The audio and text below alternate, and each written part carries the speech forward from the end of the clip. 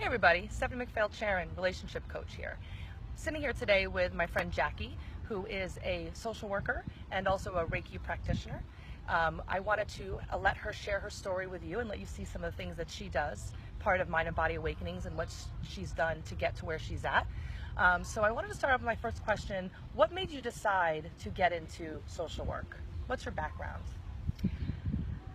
Well, outside of my undergraduate degree, which is psychology, I got a job at Planned Parenthood, and I did a lot of counseling there, a lot of options counseling, sexuality counseling, and I loved it. It was my thing, and I also felt that I was doing a good thing for women, so that was a great fit for me, and I decided to move on from there, and I wanted to get into guidance counseling. And so I went to Delphi, went through that program, the counseling education program, and I found that I couldn't find a job as a guidance counselor. And when I did do leave replacement positions, it was more academics and more scheduling and not really connecting with people in the way that I wanted to. So I went back to school again. And social work was my thing. And it was just helping all populations of people. I met the people, my peers, who felt the same way that I did, and I really truly felt that that was my calling. So here I am. I've been doing this at William Floyd High School social work this is my 18th year. I also do private practice one night a week so far, and that's it. That's the social work part. So why do you think, what got you into the helping field? What do you think made you so interested in helping others? Well, I'm the youngest of Hi, Plain. I'm the youngest of 9 kids, and my dad died when I was 6, so I was very young, and my mom was left to raise all of us on her own, and she was very dependent on my dad, and she couldn't drive. She didn't have a job, so she was struggling, trying to find a job. My brothers had to teach her how to drive, and at 7 years old, I said, I don't want to be dependent on anyone. That's something that I don't want. So in my mind, I always knew that I wanted to go to college. I wanted to do more for myself. My mom also struggled with rheumatoid arthritis because after my dad died, all of that stress, it took its toll on her. Mm-hmm. And I think that it's an autoimmune thing, and really she started to shut down. She managed to do everything until she died when she was 80, but she struggled with that pain.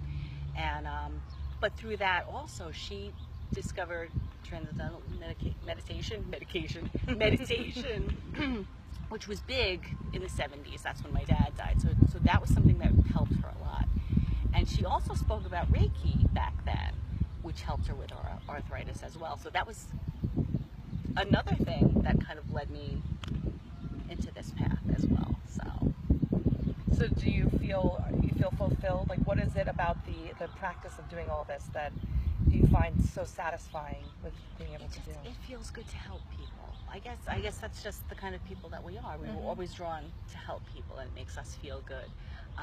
Seeing people's progress, seeing them discover their own strengths, I think is so satisfying. And with the Reiki part of it too, it makes me feel good to give Reiki to someone else.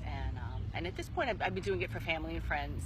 And I got into Reiki not only because of my mom, but because I have 2 children on the autism spectrum, and the oldest one really struggled with anxiety. And at one point, he didn't want to leave the house. He was terrified of the weather.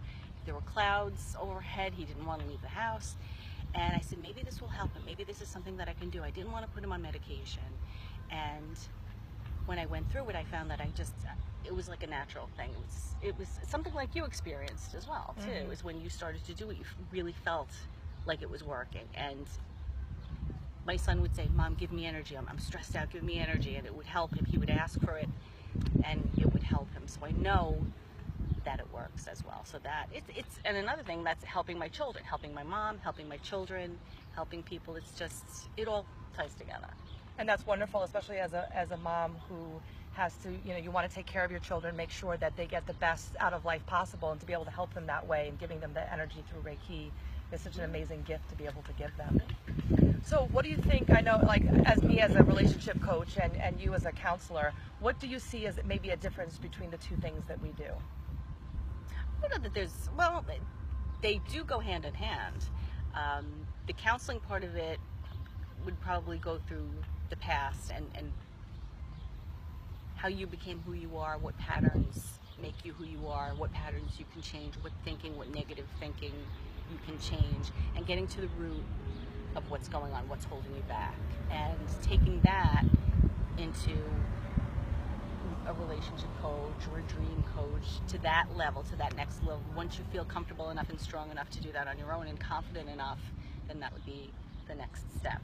Sure, and I know for me during my transformation, if you will, I remember, I mean, I had a therapist that I just adored, and to be able to have that kind of connection with somebody else, and then once I was in a better place, I was able to get coaching, and that's been able, and even now still, I get coaching on a regular basis. I just had a coaching call yesterday at 2:00, just to kind of keep myself up and make sure that I'm, really aware of myself, and I know what's going on for me and keep myself in check, so it's good to have someone to report to, and to keep transitioning as you grow.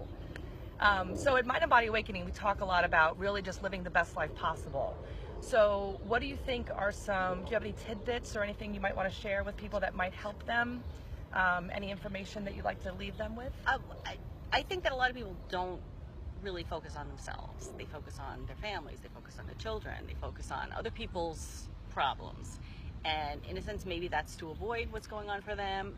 It's easier to think about other people, but it's so important. You know that it's so important to focus on yourself and take time for yourself. And we don't do that. So learned it the hard way, but it's true. Yeah. So even 5 minutes a day, I'm thinking 5 minutes a day, if you can meditate, you can just take time, close your door, close your office door. There's so many guided meditations. I use Insight Timer is one app that I use. There's also another one called Calm. And you can choose little things to just take 5 minutes and focus and breathe, put everything else aside, and take care of yourself. So that's one suggestion. And another way you can do that is to just be mindful when you're taking a shower in the morning. Instead of thinking about your day and what you have to do, feel the water on your body. Just enjoy the sensations. Wash your hair. Just feel it and like live in that moment and be grateful. Be grateful that you have hot water. Be grateful that you have really great soaps that smell really good. Yeah, enjoy the sensations and the smells. So I would say take time to even just during your shower, your daily routine, and be grateful for when you eat, for what you have, that you have this wonderful thing to eat in front of you. Don't rush it. Don't choke it down. We do that. At the school, we do that because we only have a few minutes for lunch. But sit down, be grateful for what you have. If you're eating meat, if you're eating something that came from an animal, thank the animal for that sacrifice.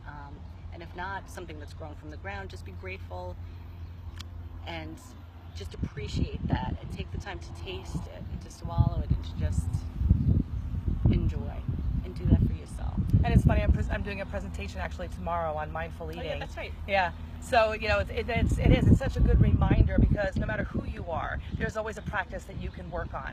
And that's the reminder of like slowing down and being in the moment, because the reality is if you're constantly living in the future or the past, you're just anxious all the time. And life is happening now. So it's really important to live in now. Yes, think about what you need to do in the future, but don't live there. Don't, you can remember the past, but you don't live there. There's plenty of time to think about it. Yeah. Look at your schedule later. Look at that later.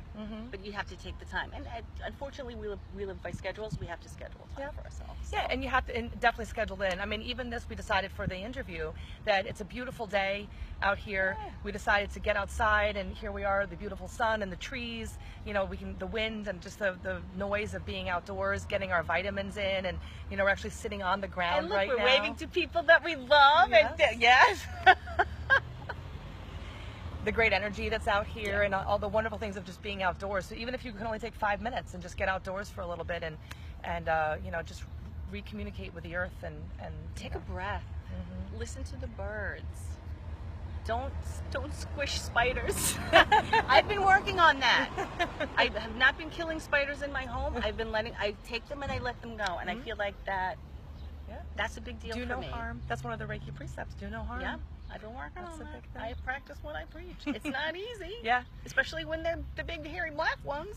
And that's what it is, But, and again, it's, whatever knowledge that we have and that we can share with you, know that we're human beings. and we're imperfect. We're a work in progress, just like everybody else, so whatever we can do to help you on your journey, we would love to be able to help you. Was there anything else you wanted to add? I think so. No? No, I look forward to working with you, and Yeah. I love this project, and I'm so happy to be a part of it. Yeah, and we're so excited. And again, all the reasons why there's everybody on the team is that for my journey, these were all people that were really helpful for me in getting to where I am. And whether it was them personally and then also the practices that they do, that was also something that was very important. So to be able to share that with other people, knowing that it works and that the combination of all these different things we have to offer, how that can really change people's lives, we really want to be able to do that. Well, it's true. It's the mind, the counseling part of it. There's the touch, there's the massage part of it, nutrition. That's all of it. It all fits together, and just we all work together. So I think that it's kind of a perfect match. Yeah. So if you'd like to work with either one of us, obviously if you'd like to work with Jackie, if you'd like to work with me, feel free to send an email to Mind and Body Awakenings, which will have the address on the bottom. If you'd like to just send us a message and ask us any questions, feel free to do that. We're